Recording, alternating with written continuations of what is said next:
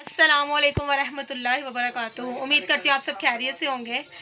आज का जो मेरा टॉपिक है, सबसे पहले तो आप सबको मेरी तरफ से रमज़ानुल मुबारक। मैंने आप सबको कहा था कि इंशाल्लाह आप भी कोशिश कीजिएगा और मैं भी करूँगी कुरान पाक को तर्जुमे से पढ़ें। तो मैं सुबह 10 बजे की बैठी हुई थी पढ़ने के लिए और 3-5 बजे जाके फ्री हुई हूँ। सिर्फ तर्जुमे के साथ जो है ना कुरान पाक पढ़ा, जो जो मुझे बात अच्छी लगी, जिससे मुझे लगा नहीं, बात तो सारी कुरान पाक में अच्छी है, अल्लाह ताला हमारे से डायरेक्ट बात कर रहे होते हैं, लेकिन जो है कि मुझे जो समझ आई ना, क्योंकि कुरान पाक एक ऐसे है कि हमारे पास मौलवी हों या जो भी हैं, जो उलमा कराम जो हैं, उनको ज़्यादा अच्छी तरीके से पता होता है। खैर मैंने अपनी तरफ से पूरी कोशिश की कुरान पाक को समझ के पढ़ूँ। 2 पारे मैंने पढ़े जिसमें मुझे अच्छी तरीके से बात की समझ आई, उस चीज़ को मैंने हाईलाइट कर लिया और उसको मैंने स्पेशल नोट डाउन कर लिया ताकि जो है ना मैं आपके साथ शेयर कर सकूँ। तो कुरान पाक के पहले पारे में मैंने पढ़ा व आतु ज़कात वरकाऊ मअर्राकीन।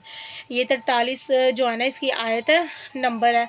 इसका तर्जुमा है ज़कात दो और रुकू करने वालों के साथ रुकू करो। अक्सर जो है आजकल की यूथ जो है स्पेशल वो कहते हैं कोई नहीं, मस्जिद में जाके क्या नमाज़ पढ़नी, घर ही पढ़ लेते हैं। तो अल्लाह ताला कुरान पाक में आपको खुद कह रहे हैं कि ज़कात दो और रुकू करने वालों के साथ रुकू करो। तो अल्लाह ताला अपने बंदों से 70 माह जितना प्यार करता है ना, तो अगर अल्लाह ताला आपको कह रहे हैं तो कोई ना कोई इसमें हिकमत छुपी होगी। तो इस वजह से रमज़ान में स्पेशल जो है ना मस्जिद जाके नमाज़ पढ़ें। बाकी आगे पीछे भी कोशिश करें, लेकिन ये है कि आपको पता है कि रमज़ानुल मुबारक में फ़र्ज़ का जो सवाब है 70 फ़र्ज़ों के बराबर मिलता है। उसके अलावा एक और मैंने आयत को जल्दी से लिख लिया पढ़ते हुए, वस्ताइनु बिस्सब्रि वस्सलाति व इन्नहा लकाबिरातुन इल्ला अलल खाशिईन। ये 45वीं आयत है इसकी पहले पारे की।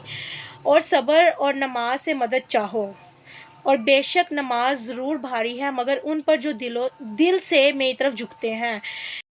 यानी कि अल्लाह ताला कह रहे हैं सब्र करो, नमाज। और नमाज हम क्या करते हैं, हम अपने कहते हैं जी हमारे तो इसके साथ रिलेशनशिप है, हमारे काम 2 मिनट में हो जाएंगे। और जिस इंसान का रिलेशनशिप अल्लाह ताला के साथ होगा, मेरे ख्याल से वो ज़्यादा बेस्ट नहीं। हमारा थोड़ा सा किसी अपने से ऊपर वाले बंदे के साथ जो है ना अच्छे ताल्लुकात हो ना, तो हम हर बंदे को बताते हैं मेरा तो DSP के साथ बड़े अच्छे ताल्लुकात हैं, और हालांकि उनसे मिलने के लिए हमें टाइम लेना पड़ता है। अल्लाह ताला तो हर टाइम अवेलेबल है ना। अल्लाह ताला तो कहते हैं कि मैं ऑल टाइम आपको देख रहा हूँ, आपको वॉच कर रहा हूँ। तो अल्लाह ताला कुरान पाक में खुद कह रहे हैं सब्र और नमाज से मदद चाहो। यानी कि अगर हम सब्र भी कर रहे हैं, किसी ने कुछ गलत कह भी दिया और उस पर हम अल्लाह ताला के ऊपर ये काम छोड़ देते हैं, और नमाज से मदद चाहो। यानी कि कोई भी काम जहाँ पे आप फंसे हुए, कोई भी मुश्किल का सामना करना पड़ रहा है, उस टाइम पे आप नमाज पढ़ के अल्लाह ताला के आगे गिरा के रो के दुआ करोगे तो अल्लाह ताला मदद डायरेक्ट करेंगे। वो ज़्यादा बेस्ट है, या किसी के साथ हमारे अच्छे रिलेशनशिप होना या हमारे अप लेवल बंदे, उसको भी तो देने वाली ताकत अल्लाह ताला की ज़ात ही है ना। तो क्यों ना अपना थोड़ा सा माइंड सेट खोलें और अल्लाह ताला से डायरेक्ट जो है राब्ता करें नमाज के ज़रिए, क्योंकि अल्लाह ताला तो कुरान पाक में खुद कह रहा है। ठीक है।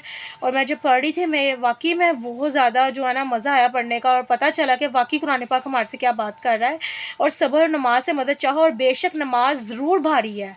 किन पे भारी है, हम तो 2 मिनट में पढ़ के ना फारिग हो जाते हैं। मैं खुद भी ना जल्दी से 5 मिनट भी लगते हैं नमाज़ पढ़ने को, ठीक है, लेकिन जो दिल से पढ़ते हैं नमाज, ठीक है, उनके लिए वो भारी क्यों है, मगर उन पर जो दिल से मेरी तरफ झुकते हैं, जो नमाज पढ़ते हुए अल्लाह ताला की तरफ से डायरेक्ट अल्लाह ताला से बात करते हैं, उनको तो टाइम का पता ही नहीं चलता, इतनी लेट हो जाती। क्यों? क्योंकि उनको पता होता है कि मैं अल्लाह ताला से बात कर रहा हूँ।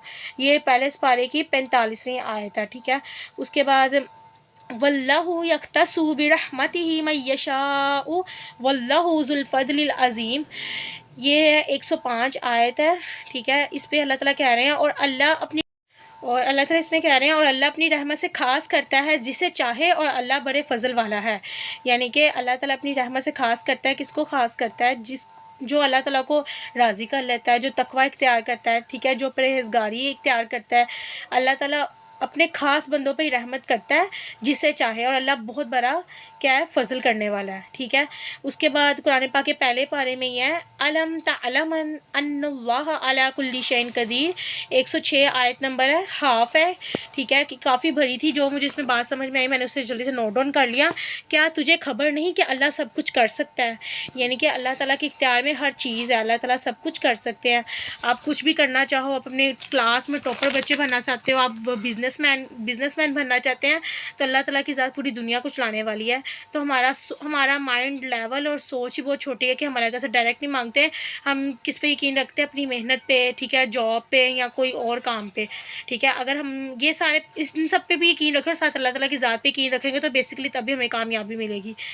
اسی کے ساتھ پہلے اس پارے میں یہ ہے 107 آیت نمبر ہے الم تعلم ان اللہ لہ ملک السماوات والارض وما لکم من دون اللہ من والی ولا نصیر.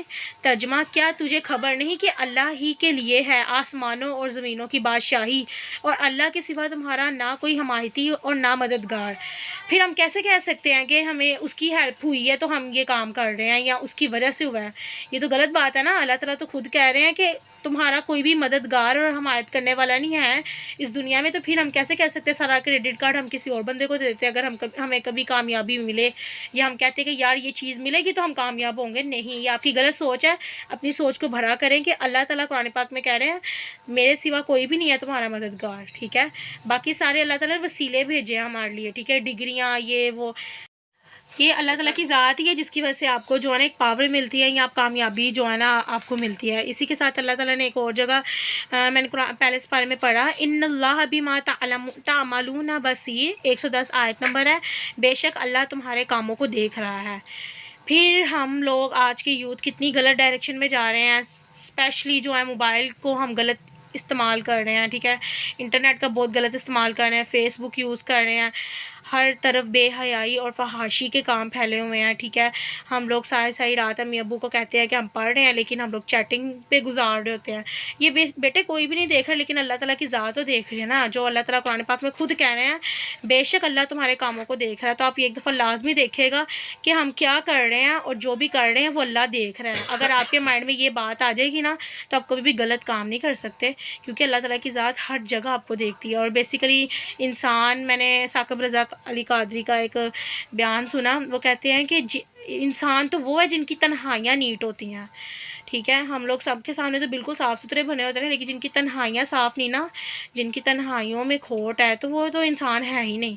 تو آپ ہمیشہ نوٹ کیجیے گا جب آپ اکیلے ہوں گے تو کبھی بھی غلط ڈائریکشن میں نہیں جانا, ٹھیک ہے.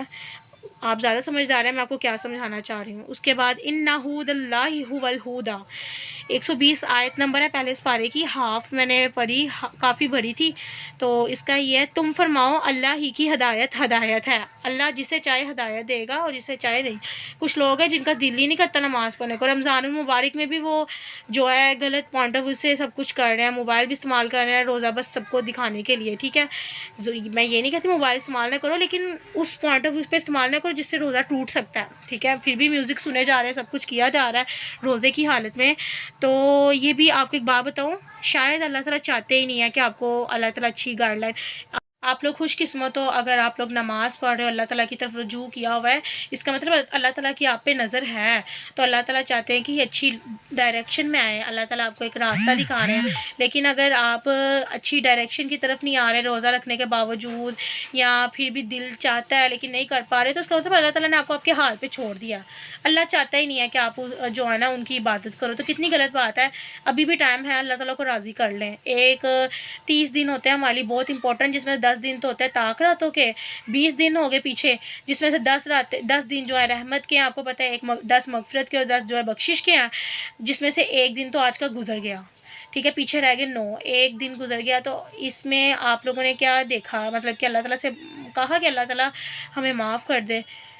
آپ لوگوں نے اللہ تعالیٰ, کچھ لوگ ہوتے ہیں ابھی بھی رمضان, ابھی تو پورا روزے پڑے, آپ یہ دیکھیں ایک دن آپ نے مس کر لیا تو کیا آپ نے اس میں اللہ تعالیٰ کو راضی کیا؟ امید کرتی ہوں آپ کو میرے پہلے پارے کی جو میں نے مین باتیں تھی, مجھے جو سمجھ آئی میں نے اسی وقت اس کو لکھ لیا آپ لوگوں کے لیے اسپیشل, کہ آپ لوگوں کو بتاؤں کہ قرآن پاک میں اللہ تعالیٰ ہمارے سے ڈائریکٹ کیا کہہ رہے ہیں. ساتھ آپ کو میں نے آیت کا نمبر بھی بتا دیا تاکہ اگر آپ کو ڈاؤٹ ہو تو آپ قرآن پاک کو خود پڑھ کے دیکھ لو.